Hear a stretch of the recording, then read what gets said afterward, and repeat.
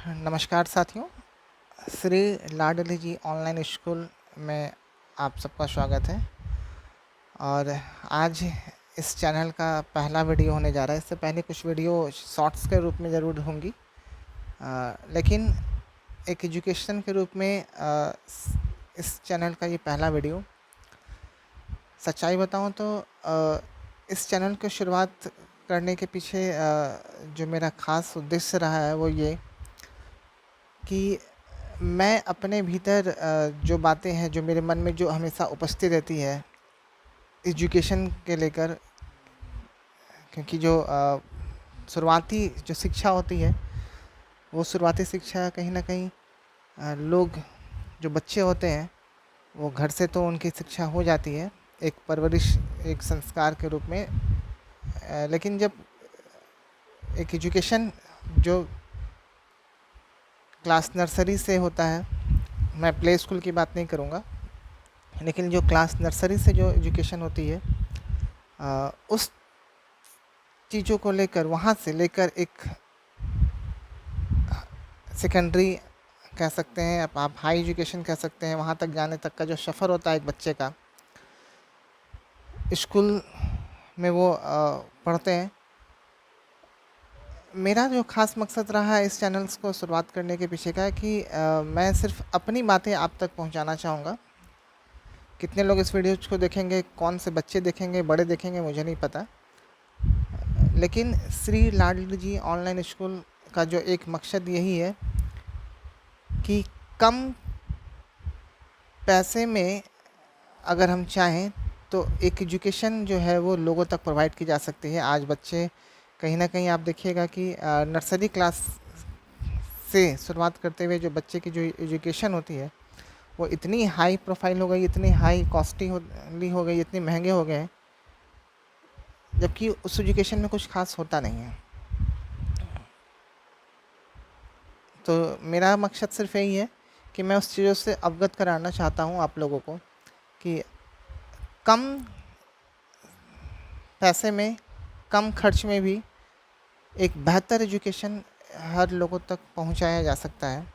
और वो एजुकेशन शुरुआती दौर से, जैसे आप देखिएगा, मैं आप लोग के सामने एक किताब रखने जा रहा हूँ। आप देखिए, इसका नाम है, मैं इस किताब को प्रमोट नहीं कर रहा, लेकिन हाँ मैं आपको दिखाना चाहूँगा कि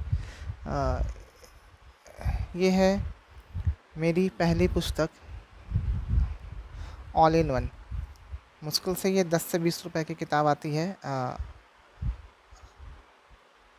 बाकायदा बहुत बहुत स्टैंडर्ड नहीं है, लेकिन हाँ जो ज़रूरत है। होता क्या है, जब कोई बच्चा नर्सरी क्लास में होता है ना, तो नर्सरी क्लास में जब बच्चे की एडमिशन होती है, आज के दौर में तो ये हो गया है, पिछले कई सालों से ये प्रचलन कि बच्चों को पहले प्ले स्कूल में दिया जाता है, बच्चे वहाँ पर खेलते खेलते पढ़ते हैं, सीखते हैं। लेकिन हमारे समय में ऐसा होता था कि हम लोग स्कूल में एडमिशन होती थी नर्सरी क्लास में, और नर्सरी क्लास में एडमिशन होने के बाद जो हम लोगों को जो सबसे पहले बेसिक जो चीज़ें सिखाई जाती थी, और ऐसा आप रिलेट कीजिएगा कि एक बच्चे को एजुकेशन के रूप में, हम चूँकि रह रहे हैं भारत में, और भारत में अलग अलग राज्य हैं। ऐसे आप भारत का टोटल जो राज्य हैं, सब राज्य की अपनी अपनी क्षेत्रीय भाषा है। ऐसे सपोज एक मान के चलते हैं, कोई बंगाल में है, कोई बिहार में है, कोई यूपी में है, तो सबकी अपनी अपनी अपनी एक क्षेत्रीय भाषा है। लेकिन जो मुख्य रूप से देखा जाए तो नर्सरी क्लास के बच्चों को क्या शिक्षा दी जाती है? नर्सरी क्लास के बच्चों को सबसे पहले एक अल्फ़ाबेट, हम अगर इंग्लिश की बात करें तो इंग्लिश में अल्फ़ाबेट सीखने को मिलता है। अल्फ़ाबेट में क्या है, ए से लेकर जेड तक, ए से लेकर जेड तक जो 24 अल्फ़ाबेट हैं वो सीखने को मिलती है। स्मॉल लेटर में ए से जेड तक को सीखने को मिलती है। ये इंग्लिश की बात हो गई। हिंदी में क्या है, तो हिंदी में हम वर्णमाला की बात करें अगर, तो क से लेकर ज्ञान तक का जो सफ़र होता है वो हिंदी का होता है, एक छोटा सा है। और उसमें आ से लेकर आह तक जो पढ़ा जाता है उसके ऊपर हम लोग चर्चा बाद में कर लेंगे।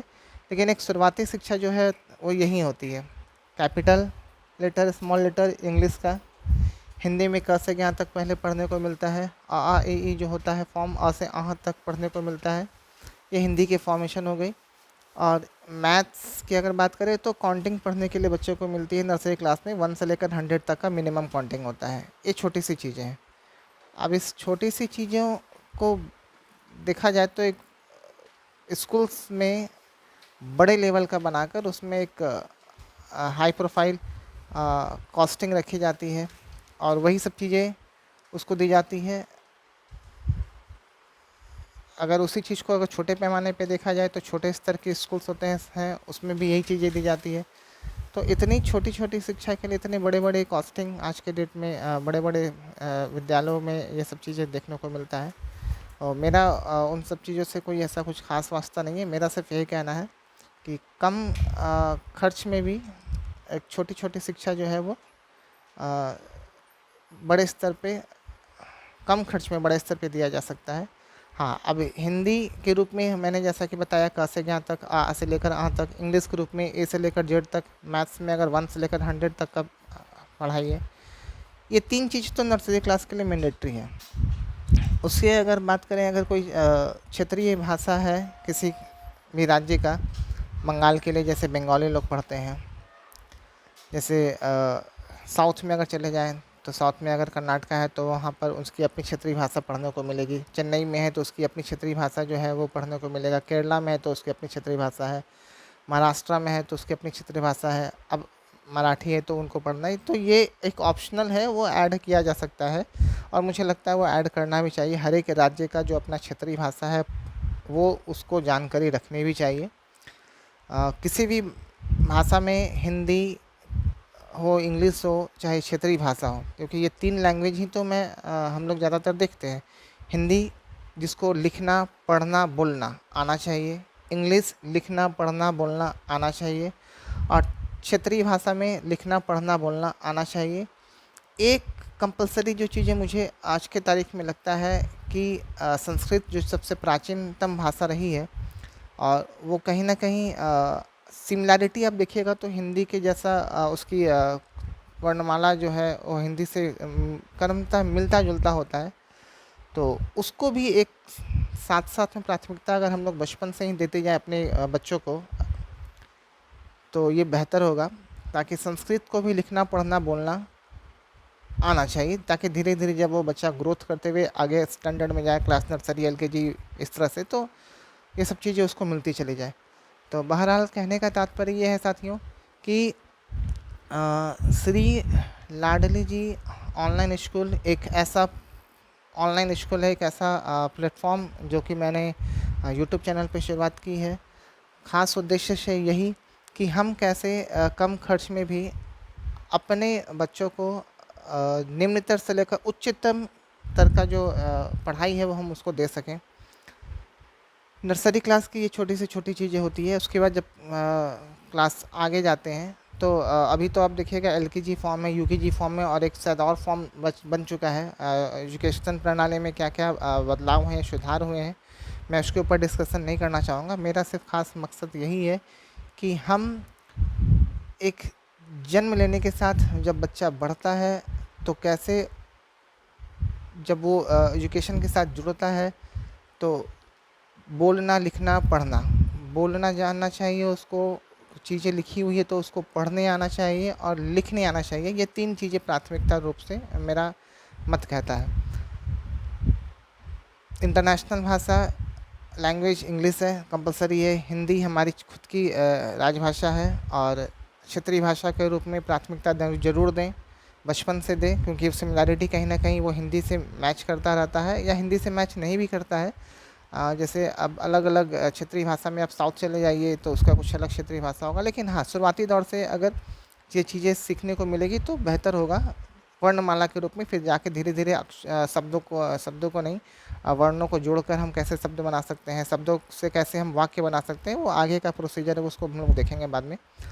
तो क्षेत्रीय भाषा के ऊपर तो नहीं, और यहाँ पर हम लोग डिस्कस कर पाएंगे बहुत ज़्यादा, लेकिन इस सब चीज़ के साथ एक और भाषा को मैंने कहा है कि संस्कृत बहुत कंपलसरी है आज के तारीख में, क्योंकि जब बच्चा बड़ा होता है ना, और अगर वो बच्चा मैं किसी धार्मिक स्तर पे तो नहीं बात करूँगा, लेकिन अगर वो बच्चा सनातनी है तो ख़ास तौर पे आप देखिएगा कि हिंद संस्कृत भाषा में बहुत सारे हमारे ग्रंथ जो हैं वो हमारे लिखे हुए हैं, तो उसको पढ़ने में आसान होता है। जैसे एक इस्लाम का बच्चा के लिए ज़रूरी है उर्दू, वो अपने मस्जिद में जाकर, मदरसों में जाकर उर्दू और फ़ारसी की शिक्षा लेता है।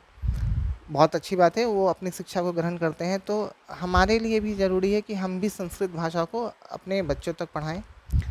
वो भी पढ़ते हैं, वो भी अपने बच्चों को पढ़ाते हैं, हम भी अपने बच्चों को पढ़ाएं। मंदिरों में हमारे यहाँ व्यवस्था नहीं है संस्कृत भाषा को पढ़ाने का, होगी या नहीं होगी मुझे नहीं पता, लेकिन हाँ, ये चीज़ों को एडिशनली हम लोग को ज़रूर ऐड करना चाहिए, ताकि हम हिंदी, इंग्लिश और अपनी खुद की क्षेत्रीय भाषा और साथ में संस्कृत और एक हमारा जो मैथ है वो, उसको ज़रूर साथ में लेके चलें।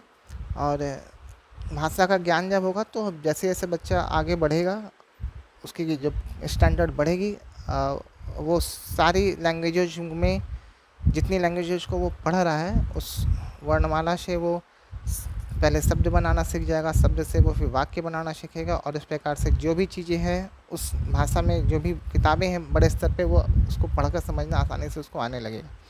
तो ये था। बहरहाल वीडियोज को मैं बहुत ज़्यादा लंबा आज नहीं करना चाहूँगा। हाँ, लेकिन आज मैं आपके सामने ये ज़रूर दिखाना चाहूँगा कि हमारी जो पहली पुस्तक है ऑल इन वन, आप देखिएगा, आप लोकल ट्रेन में अगर सफ़र करेंगे तो ये किताबें आपको वहाँ भी मिल जाएगी। आप अगर अपने लोकल मार्केट में देखिएगा तो 10 से 20 रुपए में वो किताबें आपको यहाँ भी मिल जाएगी। आप अगर चाहें तो ऑनलाइन भी इसको ऑर्डर कर सकते हैं, देख सकते हैं। पतली सी बहुत किताबें, सस्ती किताबें हैं और बहुत ज़्यादा खर्च की ज़रूरत नहीं है इस तरह के हमारे एजुकेशन को लेने के लिए। आप देखिए कितना खूबसूरत सा यहाँ पर बना हुआ है, पूरा का पूरा ये अल्फ़ाबेट है। मैं इसको जब स्टार्ट करेंगे हम लोग तो और बेहतर से देखेंगे। ए से जेड तक का पूरा सफ़र है, कैपिटल स्मॉल दोनों रूप में लिखी हुई है, कर्सिव राइटिंग में लिखी हुई है। फिर आप देखिए यहाँ पर काउंटिंग्स भी है। फिर आप देखिए यहाँ पर हिंदी में भी आपकी चीज़ें हैं यहाँ पर लिखी हुई। फिर आप देख सकते हैं यहाँ पर 12 खड़े जो हिंदी भाषा को पढ़ने के लिए, लिखने के लिए, समझने के लिए ज़रूरी होता है वो है। और इस प्रकार से ये चीज़ें जो हैं यहाँ पर आप देख सकते हैं।